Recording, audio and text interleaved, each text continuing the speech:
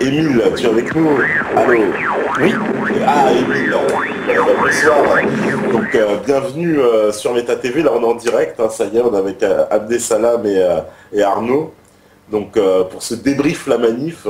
Donc, bah, vous, tu es sur place avec tes équipes aussi, hein. Vous aviez filmé, vous étiez un de ces médias, on va dire, qui était présent, le média indépendant, bien sûr. Et donc, explique-nous un peu ton ressenti, toi, sur cette manif. Comment tu as senti la chose? oh, alors, au départ, lorsqu'on est arrivé, la première impression qu'on a lorsqu'on arrive et puis qu'on voit les visages qui sont sur place, c'est une grande impression de fraternité, vois-tu. Ouais. Il y a des gens qu'on connaît plus ou moins, qu'on a vu plus ou moins graviter autour de Salim Laïbi ou bien autour de Dieudonné dans le bal des Quenelles ou d'autres qu'on ne connaît pas du tout. Et immédiatement, on a l'impression d'être en famille, voilà, avec des cousins, des frères, des sœurs qui sont sur place. Et la première impression qu'on a, c'est une impression de détente. Et puis tout le monde était très disponible.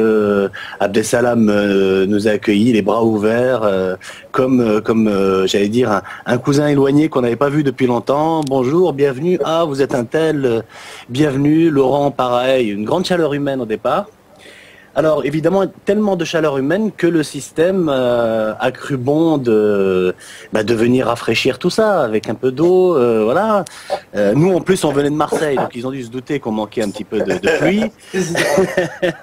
Et donc tous ces gens se sont dit non non, c'est trop chaud, hein, c'est trop chaleureux plutôt que chaud. D'ailleurs c'était plus chaleureux que chaud.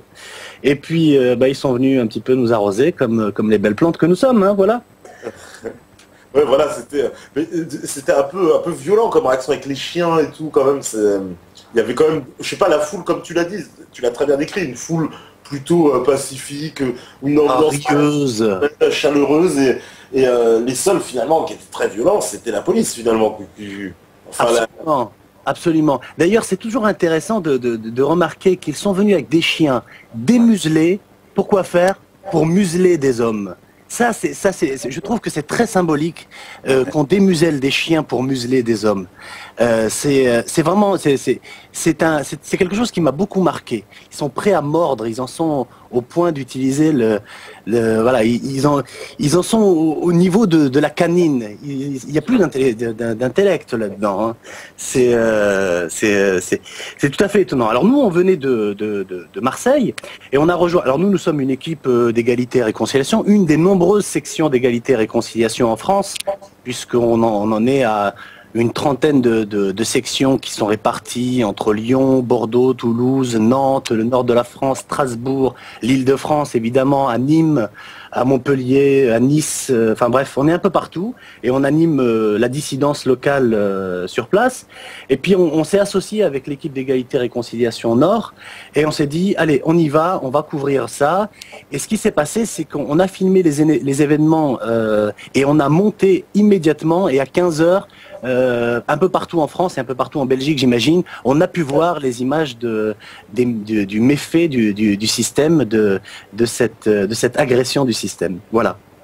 oui, vous avez été très très réactif, d'ailleurs. On a eu des images tout de suite. Oui, alors on tenait justement à être les plus rapides possible parce que on savait que un peu partout en France, il y a des gens qui pouvaient pas venir et qui attendaient d'en savoir un peu plus parce qu'il y avait un suspense. On savait parce que les déclarations d'hostilité à l'égard du fameux congrès antisémite étaient présentées partout à la télévision, etc. Donc on savait qu'il allait se passer quelque chose et je savais donc que les gens voudraient savoir ce qui se passe. Donc qu'est-ce qu'on a fait? On s'est pris la flotte et immédiatement on a pris nos appareils, on a été dans le premier cybercafé du coin avec nos images déjà montées et on a diffusé aux gens en témoignage quasiment en direct. Meta TV malheureusement n'a pas pu faire le direct qu'il a pu. Nous on a fait un léger différé histoire de tenir au courant les gens de ce qui se passait. On a un travail qui est un peu complémentaire au vôtre, hein, Tepa. Bien sûr. Qui est on est en totale fraternité. D'ailleurs, quand on s'est rencontrés sur place, immédiatement, on a échangé nos numéros de téléphone. On a un travail qui est complémentaire. Vous êtes dans l'actualité immédiate. Vous êtes très rapide. Et là, il faut reconnaître que vous faites un travail extraordinaire.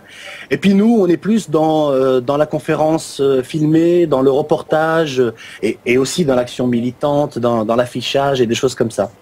Voilà. D'ailleurs, si je peux me permettre, on fait de l'alter-journalisme, on est des journalistes indépendants, mais je voudrais dire aux gens qui sont un peu partout en France et en Belgique qu'ils peuvent être également des journalistes et que ils ont leur iPhone, ils ont leur appareil photo. Il faut lorsqu'il se passe quelque chose qui pourrait nous intéresser, qu'ils n'hésitent pas à filmer, à écrire, à envoyer à Meta TV, également à Égalité Réconciliation. Tu sais qu'on donne beaucoup la parole aux gens via l'atelier ER, et puis on est tout à fait preneur de toute forme de reportage. Donc j'incite les gens à envoyer leurs vidéos, leurs photos, leurs reportages, à essayer d'utiliser le moins possible Facebook et Twitter qui, on le sait, sont là pour servir le système et puis servent d'outils de flicage, de fichage, de censure, etc. Donc nous avons été des journalistes le 4 mai à Bruxelles, mais disons aux gens, soyez vous-même journalistes, ça nous intéresse. C'est très important ce que tu dis, parce qu'en plus aujourd'hui, une caméra c'est une arme et les gens peuvent s'en servir. Et en s'en servant habilement, on peut faire de très gros dégâts. Moi je dirais même qu'un véritable dissident est un journaliste. Absolument. Oui. Absolument. Aujourd'hui, la dissidence, ça n'est pas l'action violente. Alain Soral l'a rappelé. Ceux qui viennent d'ailleurs à Égalité et Réconciliation en croyant qu'on va faire le coup de poing, ça n'est pas notre but. Il suffit d'informer les gens et les choses changeront. Montre-leur la vérité. Je vous apporterai la vérité et la vérité vous rendra libre. C'est dans l'Apocalypse de Jean. Voilà. Et c'est ce que nous devons faire, être des porteurs de vérité. Alors justement, je voulais te poser la question aussi sur la censure en général, parce qu'on sait que Égalité Réconciliation, vous aussi vous avez subi la censure de procès, etc. Enfin, voilà, on vous cherche des doigts, si j'ose dire. Régulièrement. Régulièrement, voilà, assez régulièrement. Et je voudrais aborder avec toi, parce que je sais qu'il y a une pression constante sur Égalité Réconciliation. Oui, alors, elle est de toute nature. Elle est au niveau des individus, lorsqu'on a un camarade qui est repéré, entre guillemets, comme étant proche de la mouvance, la nébuleuse Dieudonné, immédiatement, c'est des soucis au niveau du travail, c'est des soucis parfois au niveau de la famille, etc. C'est à titre individuel. Et puis, au fur et à mesure qu'on monte les échelons, eh bien, tout récemment, Alain a essayé de venir parler aux gens à Nice. 2 salles ont été annulées, l'une derrière l'autre. On a envoyé la police. Évidemment, Canal+ était sur place pour filmer tout ça. Donc notre président a été obligé de faire une conférence en plein air, ce qu'il a fait. Et ma foi, ça nous a plu parce que ça nous rappelle un petit peu des images un peu bibliques, hein, d'hommes qui parlent en haut d'un rocher aux gens qui viennent l'écouter. Et puis évidemment, il y a le torrent de procès qui tombe sur Alain Soral et sur Égalité et Réconciliation, pour un oui ou pour un non. Mais mauvaise nouvelle pour eux, nous aussi on s'y est mis, et puis on rend coup pour coup. Désormais, lorsqu'on dit de nous, vous êtes antisémite, on attaque. Lorsqu'il y a une contre-vérité qui est balancée, et Dieu sait s'il y en a, on attaque également. Dieudonné fait pareil. Et je pense que il faut utiliser l'arme judiciaire autant qu'ils l'utilisent eux. Ça n'est pas à sens unique. Voilà. Oui, surtout après les images qu'on a vues de cette séance surréaliste au tribunal, justement avec l'avocat de Dieudonné. Bon. Magnifique, hein. Magnifique. C'est... Cette vidéo, j'invite tous les métanautes et tous ceux qui verront cette vidéo par la suite d'aller la voir. Donc c'est l'agence Infolibre qui a pris ces images. Nous aussi on a fait un reportage. Mais c'est surréaliste. D'ailleurs ils ont intitulé cette vidéo surréaliste. Surréaliste. Voilà, c'est ça. Je pense que le titre était adéquat. On voit bien que la justice maçonnique dans tout son art, hein, c'est-à-dire qu'entre copains, on ne dévoile pas nos identités parce que voilà, on n'a pas envie. Le dossier on ment, on ne donne pas les pièces. Exactement. Voilà. Il n'y a pas le nombre de juges. Il n'y a pas le nombre, on ne respecte pas les règles. Alors justement, en parlant de véritable dissidence aussi bien dans la politique que dans le social, que dans la médecine, moi je tiens aujourd'hui à saluer le travail de la dissidence juridique, on va l'appeler ça comme ça. Donc on voit le travail magistral qu'effectuent les avocats de Dieudonné, les avocats d'Alain Soral, ça j'en suis sûr. Et je tiens à souligner quand même le travail que font nos juristes sous l'égide de notre avocat, maître Sébastien Courtois, qui pour nous, franchement, le nouveau Jacques Vergès pour nous en Belgique en tout cas, parce que de la manière dont il défend Laurent Louis, d'ailleurs on va parler tout à l'heure, on a donc la suite du procès le mardi 13 mai, Arnaud va vous en parler tout à l'heure, mais je tiens à saluer le courage que ces avocats, au risque de se faire radier du barreau, qui viennent défendre des gens comme Dieudonné, comme Alain Soral, comme Laurent Louis et comme bien d'autres. Et là, franchement, on voit que la dissidence, elle est pléthorique, elle est diversifiée, et il y a un grand travail à faire dans la dissidence juridique. Et ça, c'est l'avenir en tout cas. Donc je pense que les priorités, c'est la dissidence dans le journalisme et la dissidence dans le juridique. Dans le juridique. Tout à fait.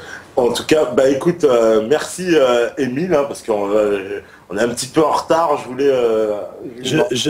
J'ajoute juste un petit mot. Non, pas de souci. Un tout petit mot pour faire de la réclame. Puisqu'on nous accuse d'être antisémite, on a vu l'accueil de Jacob Cohen, qu'on adore vraiment, c'est un homme extraordinaire. L'accueil de Jacob Cohen à Bruxelles, et ça n'est pas forcément filmé, mais partout en France où il va sous l'égide d'égalité et réconciliation, il est accueilli en frère. Mais très prochainement, vous avez Gila Tatsmon qui sera à Lyon pour une conférence qui est avec Alain Soral et qui est organisée par Égalité et Réconciliation Lyon. Je pense que c'est un moment à ne pas manquer. Et voilà, j'en profite pour faire de la réclame. Je suis sûr que tu me le pardonneras, pas. Pas de souci. Aucun problème. Que fait Manuel Valls? Quand même, il est occupé. Mais la course d'Emmanuel Rentry, à mon avis. Là, il est occupé quand même. Voilà. En tout cas, merci beaucoup, Émile. Merci à vous tous. Un grand bonjour à Laurent. Et puis, continue le combat, Abdesalam. Tu es un homme bien, nous le savons, et nous sommes derrière toi. Ok, ben en tout cas, on vous accueillera encore plus chaleureusement la prochaine fois parce que le deuxième congrès, il est en vue. Je n'en dirai pas plus, mais toutes les équipes de R ainsi que les autres sont les bienvenus. On a véritablement vu qui étaient les véritables journalistes d'investigation et de terrain. Et franchement, un bonjour à tout Marseille parce que vous nous avez au moins apporté le soleil avec un rafraîchissement. À bientôt. À bientôt. Merci Émile, à bientôt en tout cas.